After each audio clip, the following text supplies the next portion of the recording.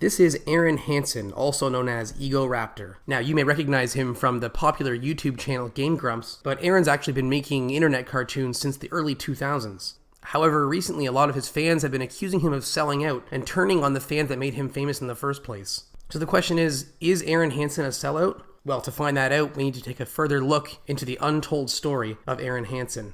Now, this story begins, sadly, when Arin was just a baby, and his family tragically abandoned him in the Florida Everglades. However, lucky for Arin, a family of alligators decided to take him in as their own, rather than consume his tender baby flesh.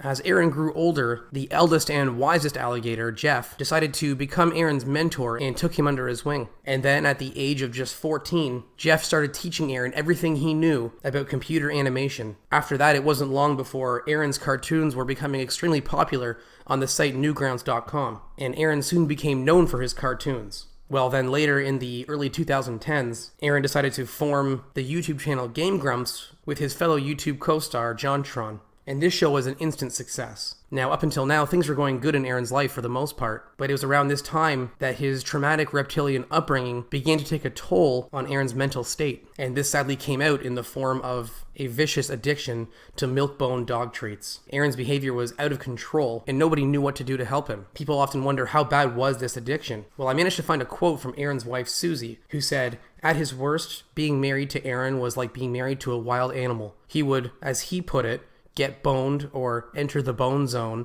up to 6 times per day. It was a terrible strain on our relationship as well as our business." And then sadly, just a short while later, his addiction was so out of control that his co-star JonTron decided to leave the Game Grumps. Now, at the time of John's leaving, nobody really knew why he was actually going. It wasn't until years later when John was asked why he left Game Grumps that he was quoted as saying, "I loved Arin, but there's only so much copper sulfate and manganese oxide that a human body can consume. I wasn't going to stick around to witness how much that was." After John's departure from the show, Arin was at an all-time low. His addiction was out of control, and half the time he didn't even know where he was. It was at this time Arin knew what he had to do. He entered himself into a rehab program at his local pet store, and after 6 months, Arin was clean. And upon leaving rehab, he was healthier and stronger than ever, and looking for a comeback. Sadly, John had moved on to other things at this point, but this is when Arin stumbled across Dan Avedon, the lead singer of the band Ninja Sex Party, and after nursing him to full health, they became the Game Grumps that we know and love today. But the question still remains, is Arin Hanson a sellout who turned his back on his original fans that grew to love him for his cartoons he made? Well, in my opinion, absolutely. I've always sort of thought of Arin as the Charles Manson of YouTube. I mean, sure, he spends thousands of hours bringing millions of people free entertainment, but I really want to relive 2001, so how dare he? How dare he do something different than what he did when he was 16 years old?